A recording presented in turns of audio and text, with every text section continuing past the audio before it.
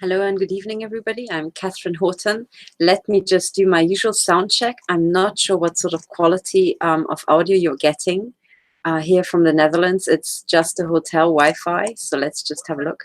Let me just do my usual sound check. Okay, I can tell that you are getting a kind of reduced resolution. I'm very sorry about that, but hopefully today you don't actually have to see that clearly.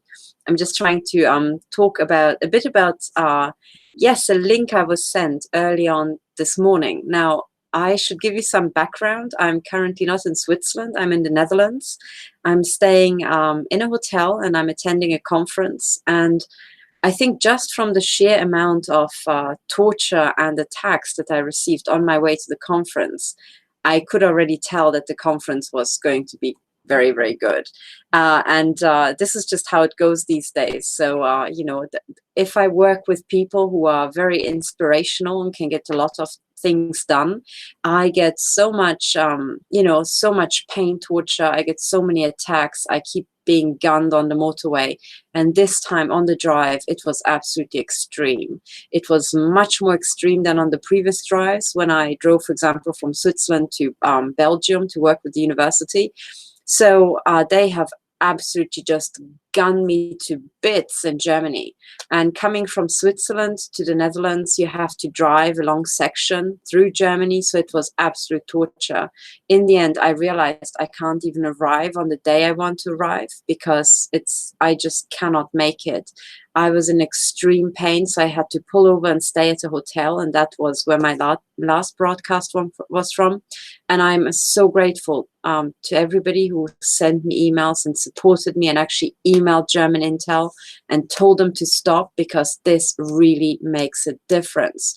So I could already tell that as the emails were coming in, right, there was already they really toned it down, and then the pain kind of died off in the middle of the night.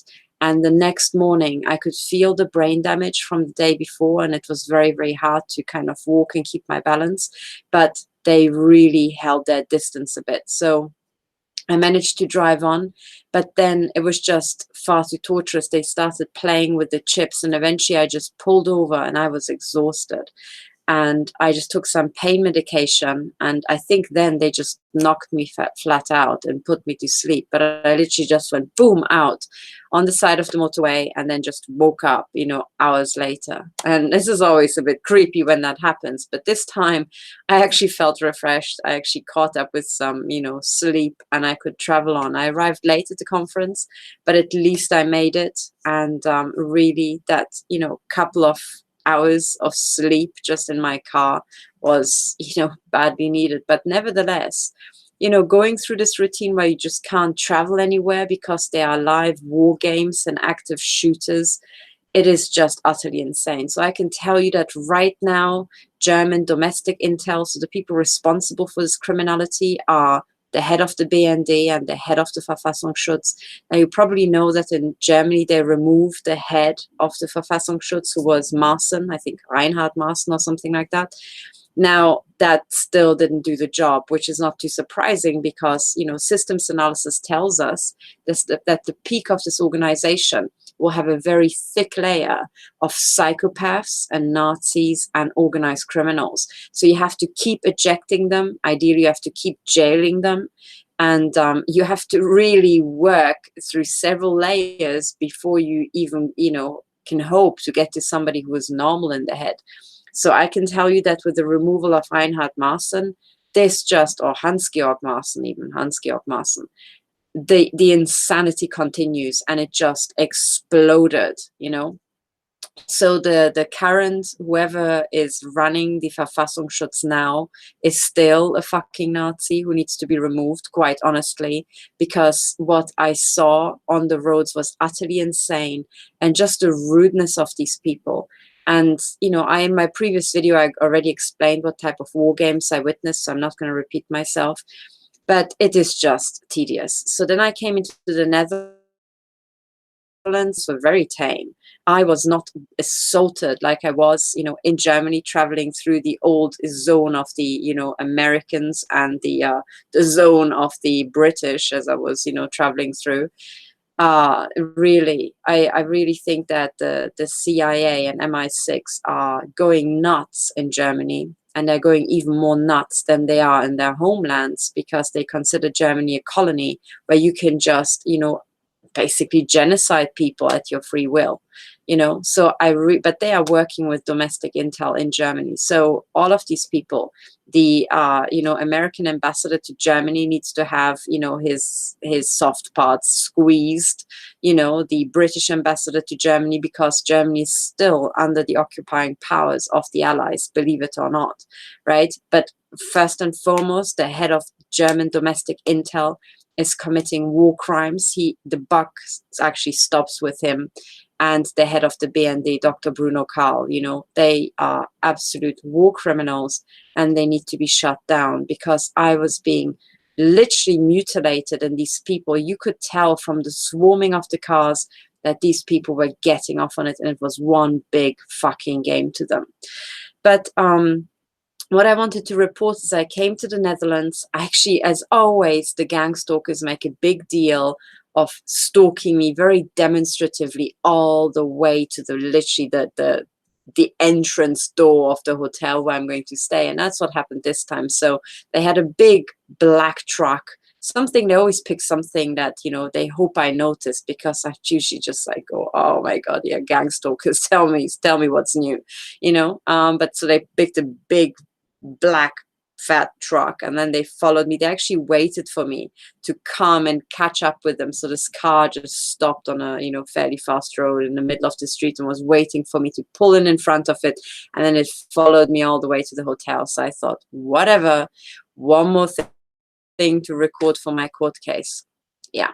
The Dutch, they probably felt like, they have to make an effort. They have to kind of at least keep up with the Germans and the British and the Americans and kind of join in, even though they really have something better to do with all the scandals breaking right now. But hey, it's their choice.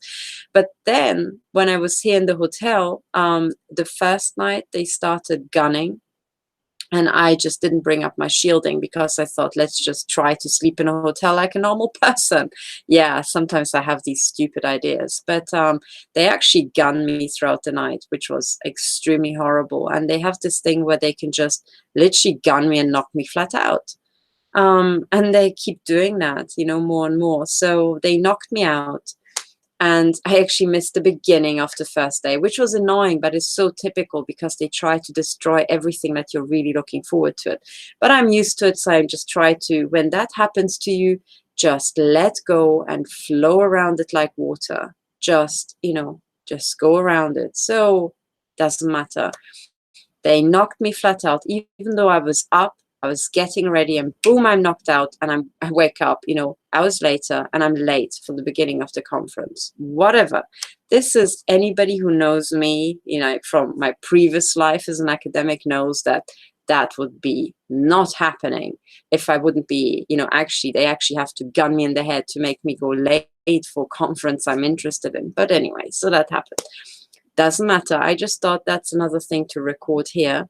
But then last night, I could actually not really exist in this hotel room. And they did the usual thing that they did in my previous homes in Switzerland. They started off with gunning the walls and gunning the central heating unit in the room to make sure that I hear it, and they kind of gun around you. So they first want to circle you. I think it's some sort of like, I don't know, some masturbation game or something, that's like a computer game. They first have to like encircle you, and they kind of imagine that I'm gonna get scared. But really, I'm just like, oh, here we go again. Someone really needs a wank, Oh, okay. So they kind of shoot into the walls around you, shoot any sort of metal piping in the walls, or any central heating unit in the walls, whatever. And then I thought, okay, let's just, get up and, get ready for bed. So you go into the bathroom, and boom, something just smashes next to you, like with a loud impact sound. And it's like, okay, guys, you're watching me 3D, but this bathroom routine of, hitting something when I walk into the bathroom, we have had this for freaking years. It's getting a bit boring. You know, it's like, can you just set the Lockheed Martin software to something, you know, like a bit more creative, like try, you know, to hit another room, try to hit the wardrobe this time, or, you know, maybe just, I don't know, hit a flower vase or something, you know, hit the window frame. But no, it's the bathroom for them. Okay, because it's like kind of like, oh yeah, we're watching you in the bathroom. It's, again, the same old stuff, right? Boring. But anyway, last night I actually had to drag up my shielding panels to try to sleep, and my lead blanket. So I was trying to sleep under my lead blanket with actual metal shielding in a hotel room. I have no idea what the cleaners thought when they walked in this morning. Like, somebody is, you know, building a military bunker here. You know, it's like, woo. It's like, no, no, no, you have no idea how crazy it is. And actually, I'm not the crazy one, believe it or not, you know. But anyway, so this was you know, very horrible. And last night they actually gunned me so hard that after about 3 or 3.5 hours of sleep, I just couldn't go back to sleep. I was just angry. And of course, it's not just keeping you awake, it's actually continuously damaging your body and just blowing your brains apart, like they probably did with the cows, you know, in the field when they said, oh, these cows had, you know, mad cow disease. No, they were probably gunned by satellite. That's what happened. And they just blew their bits to, you know, their brains to bits. So that's what they're doing with me. And you know, in the middle of the night, I got extremely angry. So I thought, right, I'm going to go on Twitter at 4 a.m. or something, and I'm just going to tweet out what's happening so that I've got a time-stamped live record of what they did to me in the Netherlands. Because this means that, you know, the airspace, which includes space weapons above Netherlands, and now I have again another bit of evidence that they are also involved in this NATO assault system. So in other words, the Dutch military also screwed up, right? The Dutch military is also guilty and taking part in crimes against humanity. That's a pretty big deal, right? So these guys, by doing that, they're earning themselves free entry tickets to, you know, court cases for crimes against humanity. I'm sure there are lots of Dutch victims, and they will very much appreciate having some backup for their court cases. So here we go, right? I can give you backup. I can confirm that I was gunned by satellite here in the Netherlands. And yes, they gunned me all throughout last night. And they gunned through a lead blanket. They gunned through several layers of sheet metal. And they did exactly the same game of gunning the walls audibly to kind of try to scare me. So exactly the same routine that I've been set up with in Switzerland has now traveled and is now gunning me in the Netherlands. But it also includes these kind of little game routines of, I don't know, do you guys have this, that you have the walls gunned around you before being gunned in the skull? Where they kind of like prove to you that, look, we know where the walls are, we know where your skull is, and we can just, you know, hit one after the other and then gun you. You know, so it's the same old game, but that's what they did. So what was interesting, though, and this is now what gets me onto the Masonic Lodge, right? I should also say that this conference is fantastic. Now, in retrospect, I understand why people got their knickers into such a bad twist about me coming here, because I am just basically talking to people like me. And there's this huge amplification effect whereby we are all exchanging information, and there's lots I can report. And I hope that I will get some of the people I'm talking to now to come on interviews and actually tell you the mind-blowing things that they are telling me. And I can tell you, oh my goodness, there are some big things happening, and you guys have to keep your eyes on your environment and speak to people. Ask them about what's going on that's really strange in your environment, in your public services, you know, in your communities. Keep an eye out for things, because my goodness, I just got to know some mind-blowing things, you know, absolutely mind-blowing. I'm not going to give it, you know, away who I talk to or what about. I hope that the person will come on an interview and tell you themselves. And also the conference is basically running So actually under Chatham rules, which is that, you know, you are allowed to talk about what you hear here, but the identity of the people is, you know, confidential. So I'm not going to say who told me. I can tell you that I'm talking to very good people who are very dedicated, very fed up with this criminality. They are all investigating their own separate parts. They are aware of what's going on. They are trying to fight back and come up with things. They are, you know, and they are working on solutions and things to put together. And I have to say, it's a very, very positive environment where every break, every speech, you know, every presentation and every discussion time, we are just ratcheting to higher and higher insight, and we're putting things together and putting plans into place, and they are really moving things forward, you know. So I just encourage you all to start doing that. Get together with the people who inspire you, who think that they are working hard to shut down criminality, and try to have this amplification effect, because it's one of the most rewarding things. So anyway, so I can kind of see why German and Swiss and Dutch intel had kind of an issue of me joining all this. You know, they were right. It was probably a very dangerous thing for me to come here. So, you know, good on them for having realized that. You know, I guess they are intelligence analysts, so they analyzed the intelligence and they thought, yeah, this is going to be bad for us. Yeah, it is really bad for them. But anyway, so now I'm here. And it's just amazing. But what I wanted to tell you about is actually what happened in the setup where I'm here. I really want to spend my time working with these people and learn from them. And then I am gunned awake for an entire night after an already extremely torturous trip here that did a lot of brain damage. And actually, you know, I require time to recover from that. And they are trying to cut short my brain recovery time, so the sleeping time. So I was massively angry about that last night. And I thought, okay, right, that's it. You know, Dutch intel got an entry ticket for my court case. Fair enough. And then I went on Twitter and I tweeted out what was happening to me. And then I saw this link being sent to me about the Masonic Lodge being so-called trashed in France. Okay. And I really want to talk to you about that because it ties in with everything else that's going on.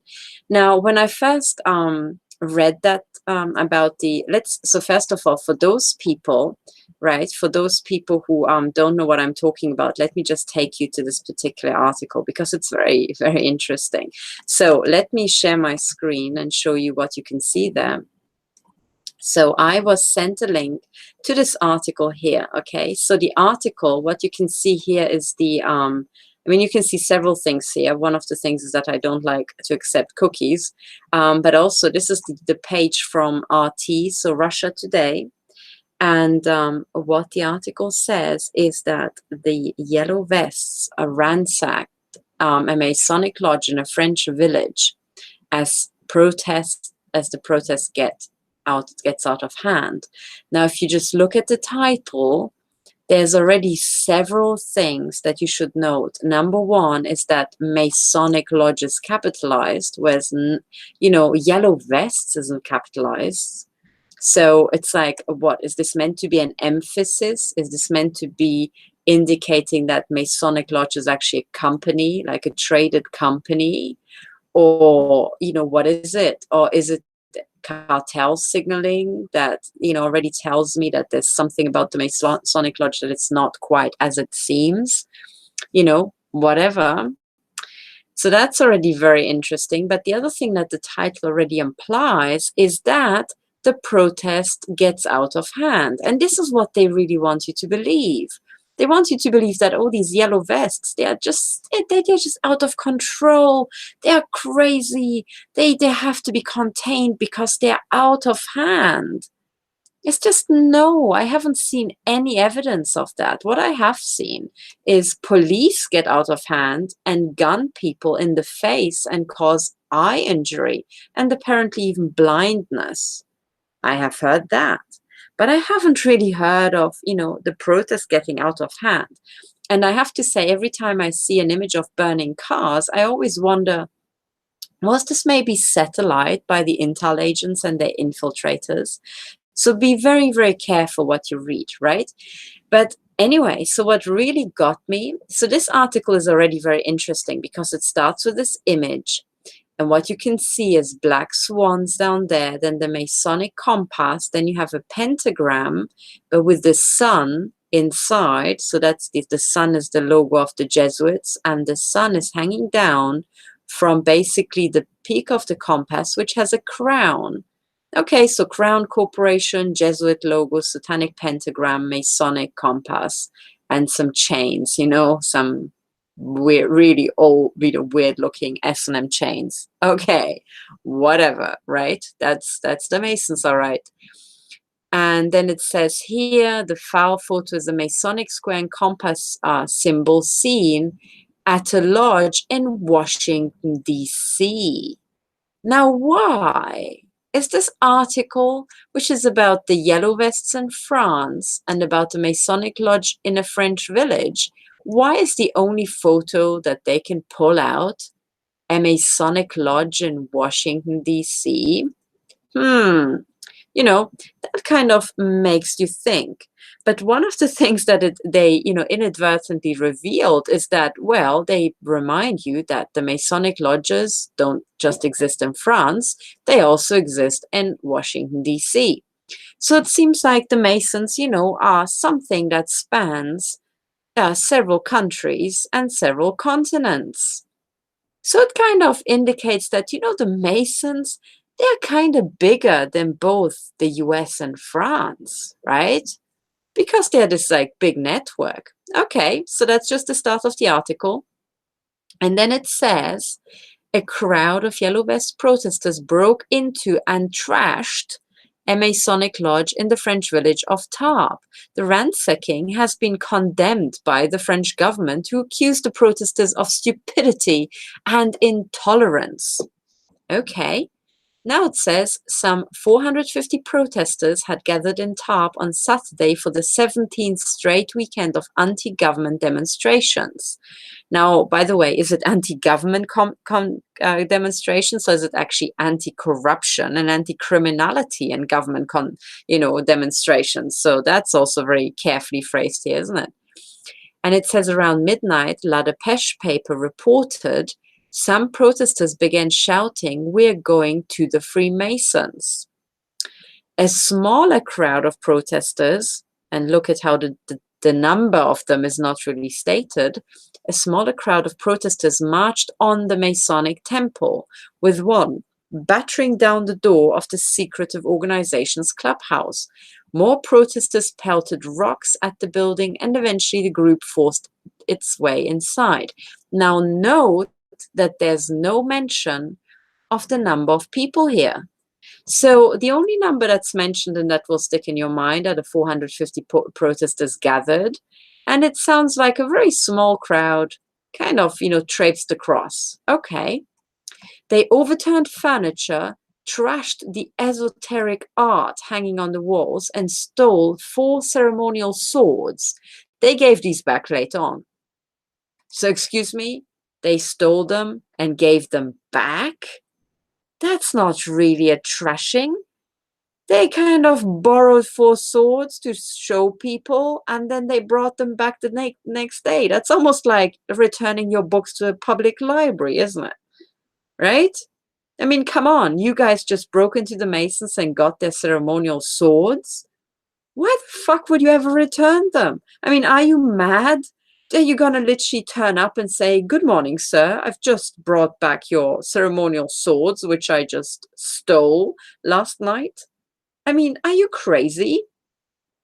So I already thought something about this doesn't make sense. I mean, wouldn't you want to keep the stolen 4 ceremonial swords as a loot to show your grandchildren that you were the person who trashed the place? I mean, wouldn't it be like Excalibur, something that you managed to pull out of that rock of stale masonry? So very, very odd, I thought. And then what was even better were these images, right? I mean, I hope I can blow up this image here. right? I hope you can see this image. Maybe let me open the image big time, okay? So this is the image, and this is the so-called trashed Masonic Lodge. I mean, trashed? Have a look around. This image was recorded by the police, but look at how the P is covered up by a triangle.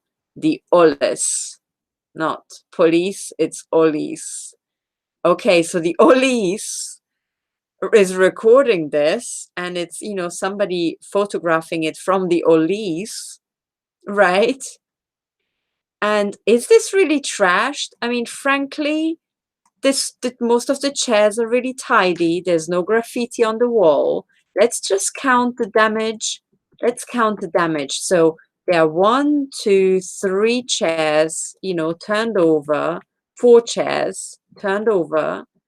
There's something that looks like a Masonic compass, you know, broken and on the floor. Another Masonic compass on the floor. That's 2 Masonic compasses. I don't know, is that toppled over or is that always like that, you know? Okay, maybe a toppled over cupboard. And then what else can we see? And then I can see 1, 2 desks that kind of have been turned over. Is that trashed? I mean, does this place look like it's trashed? Or does it look like if this guy, right, and the guy who's holding the camera, if they just, you know, got together and turned the table back, and then 2 of them, you know, each of them pick up 2 chairs, and, you know, one this thing, the other one, maybe the other toppled over cupboard, they would be done in 5 minutes. And then you say, you know, to the masons, excuse me, sir, I mean, 2 of your compasses seems to have been broken. But then again, frankly, you've got so many compasses still hanging on the wall. I'm not sure any of, you know, the room's not going to lose any of its karma, is it? I mean, what? Do you call this a trashed place? So I was like, that's very interesting. Okay, so apparently that's a trashed place in France. I mean, oh, all right. All right. And then this is being tweeted by a guy who's world news high tech innovation media. Oh God. I mean, I'm very against high tech innovation given what's happened to me, but maybe that's just me. Okay. And then here, this other one, you see another image. So let's check this out. Okay, so this is from a newspaper. Oh, whatever, you know, sell my privacy. Okay, so let's open this image, right? Let's have a look at, sorry, this is the same one. Let's look at the second image. This one. Let's look at this trashed, so-called trashed altar. I mean, the main throne is standing. The big eye is there. I mean, excuse me. Sometimes when you get to school class and they just, you know, have a bit of fun in the break, you know, you get, I mean, this thing isn't fallen over, nothing happened to the throne. The throne is intact. I mean, I would have, like, literally, if I personally, I'm not saying I want to ransack anything, but I'm saying if I had been a person who wanted to ransack the Masons, I would have chopped this thing into something and used it, you know, to make a barbecue. But nobody bothered. So that's very odd, you know. So I was thinking, what the hell is going on with this article here, you know? Like, I'm sorry, I keep looking at these images, and, you know, if this is like your worst problem, these images that I keep seeing here, I mean, sorry, I'm trying to get you the image, but I can't, right? Now, what we should do is, all these videos are pretty much the same, right? So I'm going back to the original RT article, but I'm just like, I'm sorry, I'm just not seeing it, okay? I'm not seeing it. So I thought, okay, fair enough, fair enough. Where's the video, right? Where's the video? Let me just scroll down to the original video. Or maybe this was it, right? Maybe this links through to this one. Okay, let's watch the video. I'm not sure if I'm allowed to show you, but sorry, this is an ad. Oh God, good God, sorry, I can't, Oh, come on. Sorry. Okay, let me just stop sharing. Okay, let me find the video, because there's only just so many seconds of footage that I'm allowed to show you before I will be shut down. But I remember that the original video was here on the RT website, and I just clicked on it. Let me click my way through, okay, and find you this article. Okay, maybe it's here. Sorry, let me just go through the adverts and then share my screen where this whole thing starts. Okay, here we are. All right, I've got it. I've got the video now for you. So let me share my screen. Okay, I hope you guys are still with me, and I hope the quality of the video is still okay. Somebody says there was an article about Q on the right side of the screen. Yes, probably. Okay, so let's just let me share my screen and let's just go through the video. Okay, I might have to pause it just so that I don't run into you know, copyright issues, because you know, heck knows what the French newspaper will be like. So this one here. Okay, so let's start, right, and let's have a look, right? Okay, so there's this little piece of wood that looks a bit like DIY. And then a couple of chairs are toppled over. But I mean, was this the yellow vest? There's no Vengeance Act. Okay, that toppled over. But was this just drunk Masons? Okay, that got ripped. But did it drop, or, you know? All right. But let's look at this. Like a really shitty painting. Okay, somebody just drew it by hand. It's not exactly, you know, a Michelangelo of the all-seeing eye, is it? What's this? Is this actually a penis? Yeah, that fell off, but it looks like it's made of iron. And then you've got how many police officers? 1, 2, 3, 4, 5. So, okay, guys, let me get this again, right? So you're telling me you've got 5 police officers who are staring at literally 4 toppled over chairs without picking them up, going like, oh my God, this place is trashed. And I thought, I swear, this thing about toppled over chairs, I remember somebody mentioning that, and that was to do with the false flag. And that was one of these so-called bombs, so, you know, by so-called terrorists going off in a French cafe. And I think that was Paris, but I have to be honest, I stopped watching these false flags because I was just like, oh my God, wherever the noise is, that's exactly where the things are that, you know, that have nothing to do with anything in the world. So the more noise the intel agencies create, like, oh, look here, look here, look here, look here, that's exactly why I don't need to look, because whatever else is threatening me is somewhere over there. So whatever's in these false flags is probably totally safe. And whatever's going to kill me is where the total silence is. So I just stopped watching the false flags. But there was one false flag where I remember that a journalist who was reporting from war zones in Palestine just happened to be there. And he was like, oh my goodness, a bomb went off in Paris. Well, I'm perfectly qualified to document bombs going off, so let's go there. And he said it was very, very odd, because apparently the bomb went off inside the restaurant, but, you know, the windows were intact.